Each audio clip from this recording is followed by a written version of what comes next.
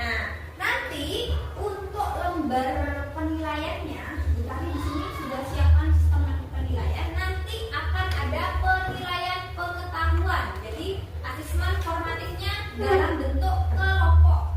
Kemudian yang kedua itu penilaian sikap. Jadi Butari nilai selama dari awal pembelajaran sampai terakhir pembelajaran kamu bagaimana sikapnya? Ya, apakah aktif dalam diskusi? Ya, kinerjanya bagus dalam tim. Ya. Kemudian yang terakhir ada penilaian sumatif. Penilaian sumatif itu nanti Butari berikan kalian tugas individu. Oke. Untuk selanjutnya Butari akan jelaskan tentang berpikir komputasional. Jadi berpikir komputasional itu adalah cara berpikir untuk memecahkan masalah secara logis. Logis artinya apa? Masuk akal dan sistematis. Artinya kalau sistematis secara berurutan kita, ya. Namun kalau berpikir komputasional, kalau yang kamu ingat kemarin kan berpikir komputasional itu biasanya pakai teknologi, Bu. Bisa pakai HP, ya. Biar lebih mudah, Bu. Kan ada kemarin yang bilang gitu, ya. Nah, ternyata berpikir komputasional juga bisa dilakukan tidak usah menggunakan teknologi ya, dalam memecahkan masalah sehari-hari. Nah, berpikir komputasional ini anak-anak itu dibagi menjadi 4 caranya. Nah, yang pertama ada decomposition, pemisahan masalah. Jadi kalau kamu membuat sesuatu, kamu harus masalahnya itu dibagi menjadi bagian-bagian kecil terlebih dahulu agar mudah ditangani. Kemudian ada pattern recognition, yaitu mencari kesamaan atau pola dalam data atau masalah yang dihadapi. Kemudian abstraksi, yaitu menyaring informasi penting dan mengabaikan hal-hal yang tidak relevan. Contohnya, semuanya Butari hari ini masuk ke sekolah, ya, mengajar kamu. Yang penting kan mengajar kamu, kemudian materi apa yang diajar. Penting enggak kira-kira Butari sudah mandi belum, atau sudah makan belum, sarapannya pakai nasi atau pakai yang lainnya? Itu informasi penting enggak? Tidak kan? Yang penting kan Butari hadir ke sini, ya, mengajar kalian, materinya jelas, ya kan? Itu namanya abstraksi. Kemudian yang algoritma, perancangan algoritma, yaitu menyusun langkah-langkah logis. Menyusun langkah-langkah logis itu artinya jika kamu melakukan sesuatu, contoh buat teh, ya, kamu diurutkan langkah-langkahnya sesuai urutan, harus sistematis. Nah, nanti akan masuk ini dalam tugas kelompok kamu, ya. Baik, sebelum itu Butari punya sebuah video. Kalian simak dulu ya, benar-benar ya. Nih, Butari simak tampilkan video. Oke. Itu tadi merupakan contoh video dari apa tadi? Dekomposisinya ada enggak? Ada. Algoritmanya ada enggak? Ada. Sekarang tolong kalian bagi 4 kelompok. Ini kan sudah enak ya tempat duduknya. Kalian jadi 3 kelompok, masing-masing 4 ya. Jadi ini sama ini ya, kelompok 1, kelompok 2, kelompok 3 ya. Butari bagikan lembar kerjanya dulu. Bisa di belakang ya nanti ya, saling mengerjakan ya. Harus bekerja sama. Bekerja sama. Ini bisa dikerjakan di belakang kelompok. Sebelum mengerjakan dibaca dulu itu, di situ ada langkah-langkahnya. Tentukan kelompok berisi 3 sampai 4 orang. Ini kebetulan ada 12, jadi bisa dibagi 4 ya. Kemudian pilih salah satu jenis makanan sederhana, makanan yang kamu pilih buat bekal ke sekolah. Yang ketiga, diskusi dan catat apa saja yang diperlukan dan harus dipersiapkan untuk membuat makanannya, itu apa saja.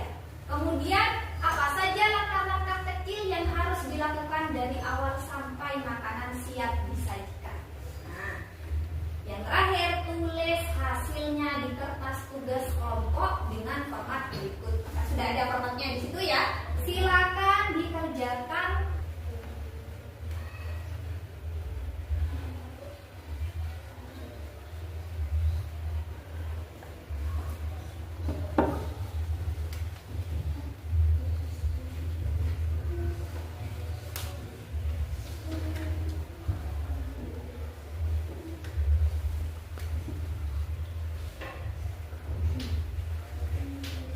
Ada yang sudah? Kelompok 3 sudah? Nggak apa-apa, sini dikumpulkan. Masih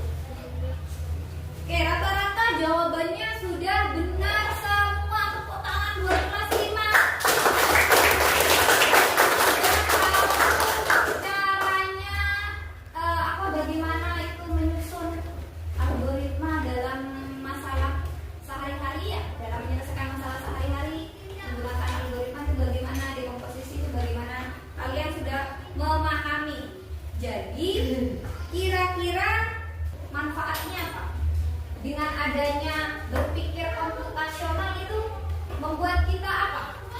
Lebih mudah dalam menyelesaikan masalah. Itu masalah sehari-hari, dalam menyelesaikan masalah sehari-hari. Berarti sudah masuk ke kesimpulan itu ya. Kesimpulannya adalah berpikir komputasional artinya apa? Berpikir atau melatih tak kita supaya berpikir secara logis, cerdas, runtut, dan kreatif. Tadi kan ada 4 itu. Apa saja tadi? Algoritma, terus ada dekomposisi, oke, ada lagi abstrak, oke, yang kelima ada pola, ya, yang tadi ya. Nah, kira-kira apa saja refleksi yang bisa kalian dapat? Ternyata hari ini kita belajar bahwa berpikir komputasional, ya, berpikir komputasional ini adalah cara berpikir logis dan terstruktur untuk menyelesaikan masalah sehari-hari. Kita memahami apa juga?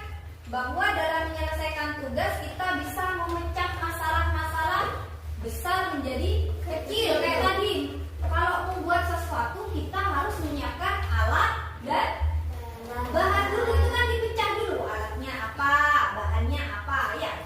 Baru kita nyusun langkah-langkah, ya. Nah, langkah-langkah itu masuk ke dalam algoritma. Kalau yang tadi alat dan bahan masuk dekomposisi, ya. Intinya dengan kita belajar tadi abstraksi, pola, terus apa lagi, dekomposisi, algoritma, kita bisa menyelesaikan masalah sehari-hari, terutama tadi cara memasak, ya, cara membuat sesuatu, cara membuat bekal, ya. Sudah selesai berarti dah pembelajaran kita hari ini, ya. Mungkin nanti akan mempelajari materi lain tentang coding, ya, coding yang lainnya, aplikasi-aplikasi apa yang bisa digunakan lagi, ya. Mungkin di kemudian hari kita harapkan kamu belajar juga, tidak hanya kamu belajar coding yang unplugged, tapi yang plug juga, aplikasi, kira-kira aplikasi apa saja, ya, di rumah mungkin bisa dicari tahu juga, ya. Kalian kan pada canggih-canggih nih, sudah megang HP, ya kan? Ya.